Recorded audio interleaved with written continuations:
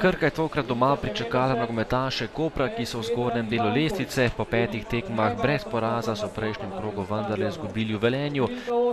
Na drugi strani je Krka v izjemno slabi formi, 4 točke v 9 krogih, vsekakor ni spodbudno, takole pa že prva priložnost za nogometaše Krke, poskušal je Maroševič, na pravem mestu pa je bil Nenezič.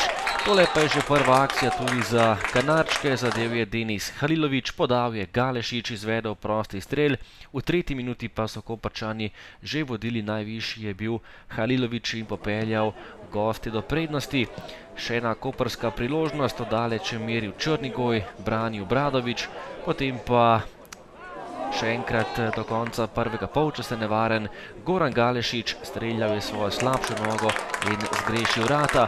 V drugem delu odličen poskus najprej Lotriča, potem priložnost za Galešiča iz prostega udarca, branil Bradović, še enkrat Pučko, ki je tokrat zgrešil vrata, ostalo je pri minimalni koprski prednosti, gostje pa so bili boljši in imeli še nekaj priložnosti. Najprej je Pučko nekoliko zgrešil vrata, potem je poskušal atraktivno tudi Pilčič, na pravem mestu Bradović, potem pa tudi priložnost za Krko, ki bi kmalu izenačila. Anže Košnik je bil tisti, ki je imel priložnost, a Nenezič je njegov strel vendarle obranil.